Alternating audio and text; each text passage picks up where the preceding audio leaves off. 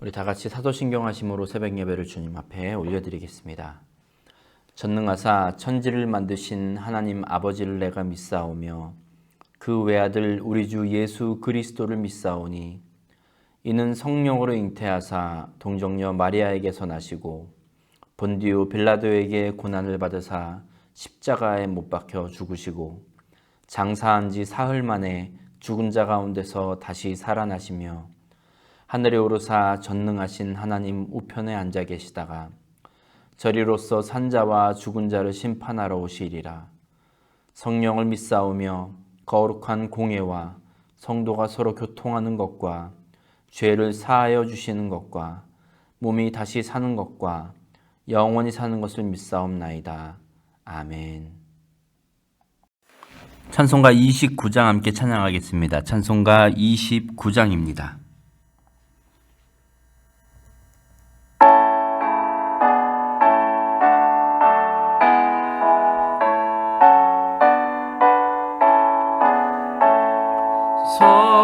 성도여 다 함께 할렐루야 아멘. 주 찬양하여라 할렐루야 아멘. 주 보좌 앞에서 택하시는 해를 다 찬송하여라 할렐루야 아멘. 만문을 열어라 할렐루야 아멘. 온 하늘 울려라 할렐루야 아멘. 주인도자 되시며 구가 되신 주 그 사랑 끝없다 할렐루야 아멘. 주 찬양하여라 할렐루야 아멘. 찬양은 끝없다 할렐루야 아멘. 거룩한 집에서 주은총 기리며 늘 찬송 부르자 할렐루야 아멘. 아멘. 10월 28일 수요일 아침입니다. 오늘 우리가 함께 읽고 은혜를 나눌 말씀은 시편 72편 1절에서 20절까지의 말씀입니다. 시편 72편 1절에서 20절 우리 앞에 화면 보시고 함께 읽겠습니다. 시작. 하나님이여 주의 판단력을 왕에게 주시고 주의 공의를 왕의 아들에게 주소서. 그가 주의 백성을 공의로 재판하며 주의 가난한 자를 정의로 재판하리니 의로 말미암아 산들이 백성에게 평강을 주며 작은 산들도 그리하리로다. 그가 가난한 백성의 억울함을 풀어주며 궁핍한 자의 자손을 구원하며 압박하는 자를 꺾으리로다. 그들이 해가 있을 동안에도 주를 두려워하며 달이 있을 동안에도 대대로 그리하리로다. 그는 밴 풀 위에 내리는 비같이 땅을 적시는 소낙비같이 내리리니 그의 날에 의인이 흥왕하여 평강의 풍성함이 달이 닿을 때까지 이르리로다. 그가 바다에서부터 바다까지와 강에서부터 땅 끝까지 다스리리니 광야에 사는 자는 그 앞에 굽히며 그의 원수들은 티끌을 핥을 것이며 다시스와 섬의 왕들이 조공을 바치며 스바와 시바 왕들이 예물을 드리리로다. 모든 왕이 그의 앞에 부복하며 모든 민족이 다 그를 섬기리로다. 그는 궁핍한 자가 부르짖을 때에 건지며 도움이 없는 가난한 자도 건지며 그는 가난한 자와 궁핍한 자를 불쌍히 여기며 궁핍한 자의 생명을 구원하며 그들의 생명을 압박과 강포에서 구원하리니 그들의 피가 그의 눈앞에서 존귀히 여김을 받으리로다. 그들이 생존하여 스바의 금을 그에게 드리며 사람들이 그를 위하여 항상 기도하고 종일 찬송하리로다. 산 꼭대기의 땅에도 곡식이 풍성하고 그것의 열매가 레바논같이 흔들리며 성에 있는 자가 땅의 풀같이 왕성하리로다. 그의 이름이 영구하며 그의 이름이 해와 같이 장구하리로다. 사람들이 그로 말미암아 복을 받으리니 모든 민족이 다 그를 복되다 하리로다. 홀로 기이한 일들을 행하시는 여호와 하나님 곧 이스라엘의 하나님을 찬송하며 그 영화로운 이름을 영원히 찬송할지어다. 온 땅에 그의 영광이 충만할지어다. 아멘 아멘.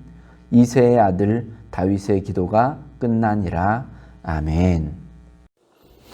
오늘도 이 아침에 함께 말씀을 통해 하나님의 은혜를 구하고 또 하나님의 도우심을 구하는 우리 중앙교회 성도 여러분, 주님께서 여러분 한 분 한 분에게 충만한 은혜로 함께 하시길 간절히 축복합니다.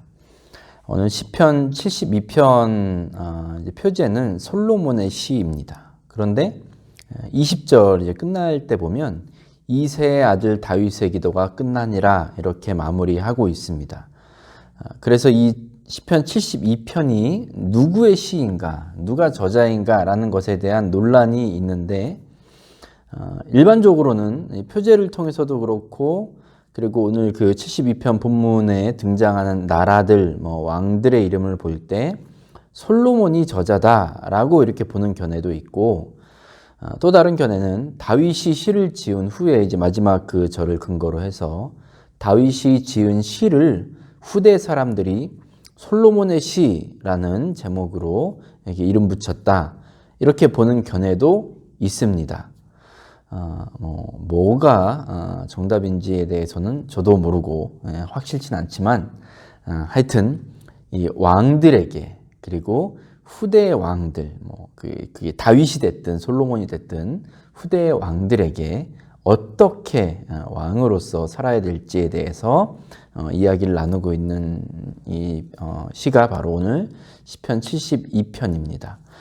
그래서 이 72편을 딱 읽고 나면 이 시편은 이 타겟 독자가 왕이기 때문에 우리 같은 일반인들에게는 그렇게 와닿지 않는 것처럼 생각하실 수도 있는데 이걸 또 우리가 또 조금 다른 관점에서 보면 하나님의 백성들이 어떻게 살아야 할지에 대해서 아주 분명하게 말씀을 해 주고 있습니다. 우리 1절부터 좀 앞부분의 말씀을 중심으로 해서 좀 말씀을 나누도록 하겠습니다. 1절 보시면 저자는 하나님께 하나님의 판단력을 왕에게 주의 공의를 왕의 아들에게 주실 것을 구하고 있습니다. 그러니까 한 나라를 이끌어가는 왕에게 그리고 그 왕위를 이어받을 후손들에게도 하나님께 지금 무엇을 제일 먼저 구하고 있냐면 하나님의 판단력과 주의 공의입니다. 군사력이 아닙니다. 나라의 곳간이 아주 가득 차는 것도 아니고 훌륭한 신하 장군들도 아닙니다. 오직 하나님의 판단력과 주의 공의를 하나님께 구합니다. 저자는 이 하나님의 판단력과 주의 공의를 통해서 구하는 것이 있는데 그것은 이스라엘의 부국강병이 아닙니다.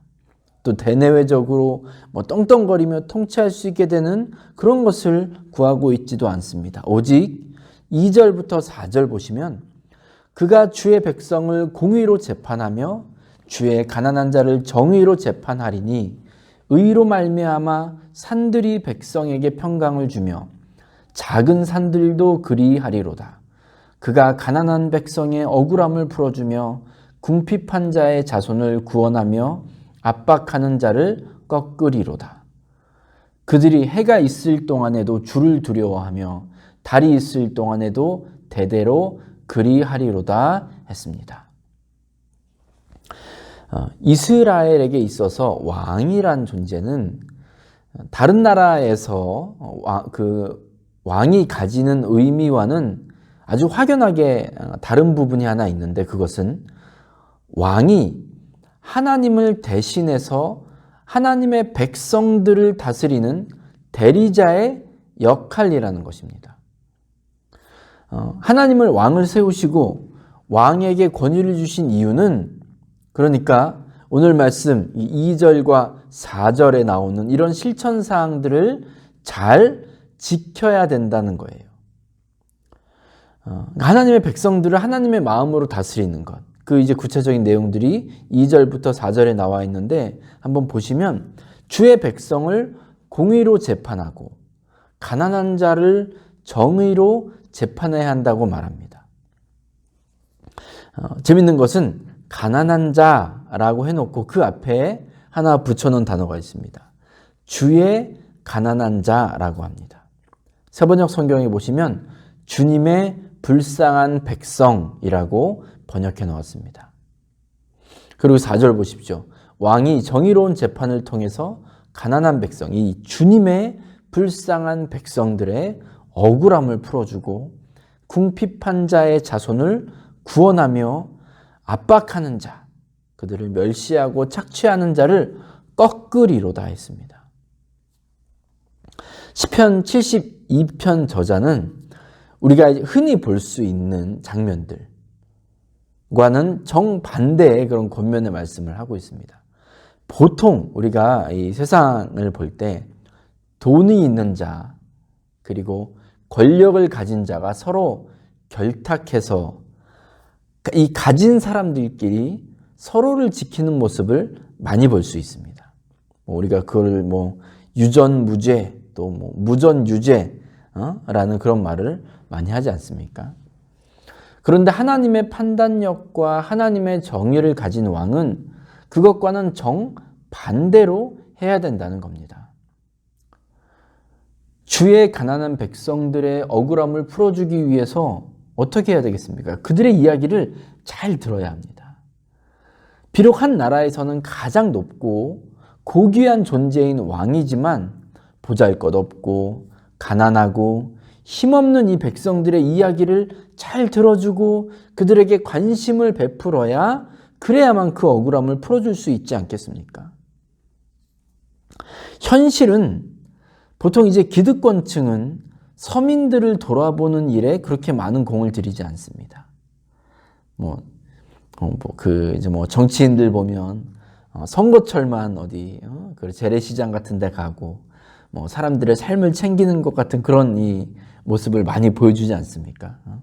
내가 많은 사람들, 힘없고 약한 사람들도 돌본다, 이런 것들을 이제 드러내는 건데, 그 뒤에 이야기들 많이 들어보셨죠? 선거철이 딱 지나면 아무런 관심도 방문도 없다는 그런 이야기를 많이 우리가 듣습니다. 그러니까 서민들도 귀히 여기지 않는데 가난하고 힘없고 못 배운 사람들의 그들에게 관심을 가지고 그들의 말을 듣고 그들을 돌보는 일이 결코 흔하지 않습니다. 그러니까 세상에서는 이 힘없고 못 배우고 가진 것 없는 이 사람들의 이야기를 듣고 그들과 함께 시간 보내는 거는 세상적인 관점, 가진 사람들의 관점으로 봤을 때에는 시간 낭비인 겁니다. 그 시간에 내 힘과 권력을 더 강하게 해줄 사람들을 만나고 그들을 돌보는 것이 더 옳게 보이는 거죠. 그게 일상처럼 일어나야 되는 거예요, 그들에게는. 하지만 시편 저자는 가진 자들이 이렇게 당연하게 여기는 것에 대해서, 이 현상에 대해서 레드 플래그를 올립니다. 그게 아니라는 거예요.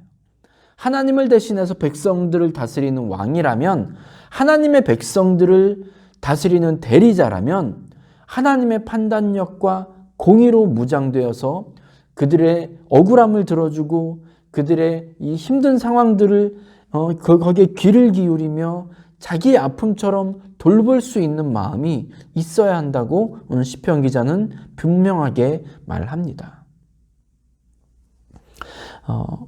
오늘 이 하나님의 판단력과 정의를 통해서 가난하고 힘없고 약한 자들을 돌아보고 그들의 억울함을 풀어주고 정직하게 공의로 재판을 해야 된다. 이 말씀이 여기에만 기록된 것이 아닙니다. 구약 성경 내내 특별히 역사서라든지 특별히 이제 선지서에 더 많이 나오죠. 내내 그런 내용이 나옵니다. 하나님은 분명히 말씀하셨어요. 반드시 갖추어야 되는데 하나님의 판단력과 공의로 정직하게 하나님의 법대로 하나님의 마음으로 판단하고 다스려야 된다고 끊임없이 말씀하고 있습니다. 그런데 우리는 안다고 이야기하면서 또 구약성경에 보니 여러 왕들이 하나님의 법을 정말 몰라서 우상을 섬기고 힘없고 가난한 자들을 학대하고 멸시하고 이랬겠습니까? 아니에요. 본인들에게 득이 되기 때문에 본인들에게 유익하고 이익이 되기 때문에 아주 그냥 철저하게 자신들의 이익의 관점에서만 움직이고 판단하는 모습을 우리는 너무나도 많이 보아왔습니다. 오늘 말씀의 독자를 제가 아까도 말씀드렸지만 솔로몬이나 또는 후대 왕들, 이게 직접적인 독자가 그들이기 때문에 여러분이 말씀 읽으시면서 마음 편하게 마치 나에게는 전혀 상관이 없는 것처럼 이렇게 선을 그어놓고 그렇게 묵상하는 분은 없는지 모르겠습니다만 하나님의 판단력과 공의가 왕에게만, 리더에게만 필요한 것입니까? 그렇지 않습니다. 하나님을 믿고 예배하는 사람이라면 누구라도 갖추어야만 하고 또 갖추기만 하는 것이 아니라 반드시 실천해야 할 덕목이 바로 하나님의 판단력, 하나님의 공의입니다.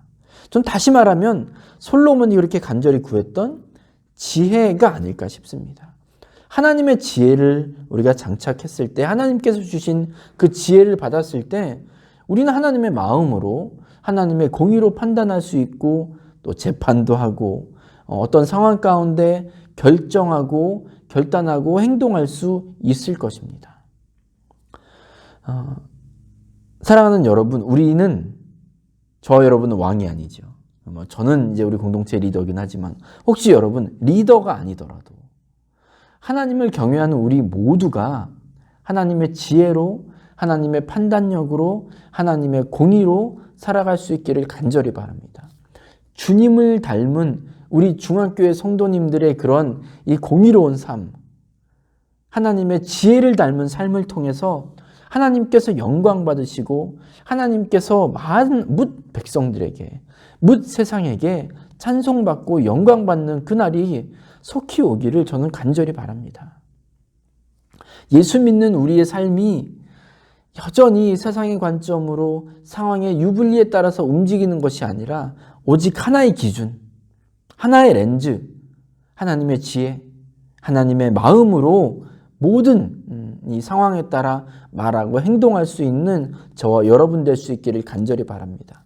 그래서 우리를 통해서 하나님이 영광 받으시고 찬송받기를 간절히 축복합니다. 아멘. 기도하겠습니다. 하나님 감사합니다. 오늘도 우리에게 귀한 말씀으로 또 도전하여 주시고 또 우리에게 은혜 주시니 감사합니다.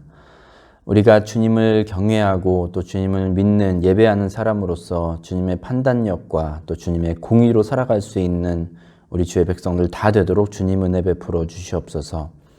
우리에게 유익한 것 또 뭔가 득이 될 만한 것에 붙잡히며 거기에 매어 살지 않도록 주님 은혜 내려 주옵소서. 주님의 마음으로 살 때 하나님께서 기뻐하시는 것, 선택하는 것, 이미 우리에게 말씀하시고 우리에게 원하시는 그것을 따라 살아가는 우리 주의 백성들, 우리 중앙교회 성도들 다 되도록 주님 인도하여 주시옵소서. 예수님의 이름으로 감사하며 기도드렸습니다. 아멘. 찬송가 341장입니다. 찬송가 341장입니다.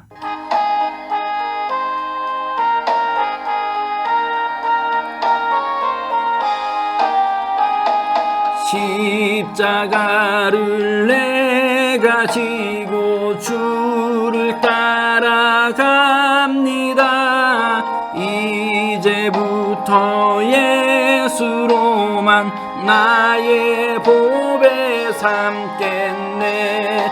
세상에서 부귀영화 모두 잃어버려도 주의 평안 내가 받고 영생 복을 받겠네. 주도 곤욕 당했으니 나도 곤욕 당하리. 세상 사람 간사하나 예수 진실합니다. 예수 나를 사랑하사 빛난 얼굴 보이면 원수들이 미워해도 염려할 것 없겠네. 가 핍박 당할 때에 주의 품에 안기고 세상 고초 당할수록 많은 위로 받겠네. 주가 주신 기쁨에 기뻐할 건 무엇냐. 주가 나를 사랑하니 기뻐할 것뿐일세. 주기도문 하심으로 예배를 마치겠습니다. 하늘에 계신 우리 아버지여, 이름이 거룩히 여김을 받으시오며 나라가 임하시오며 뜻이 하늘에서 이루어진 것 같이 땅에서도 이루어지이다. 오늘 우리에게 일용할 양식을 주시옵고 우리가 우리에게 죄 지은 자를 사하여 준 것 같이 우리 죄를 사하여 주시옵고 우리를 시험에 들게 하지 마시옵고 다만 악에서 구하시옵소서. 나라와 권세와 영광이 아버지께 영원히 있사옵나이다. 아멘. 이제 말씀을 기억하시면서 자유롭게 기도하시기 바랍니다. 기도하실 때 특별히 교회와 성도들을 위해 중보해 주시기 바랍니다. 그리고 오늘 하루도 주님과 동행하는 하루 되시기를 간절히 축복합니다.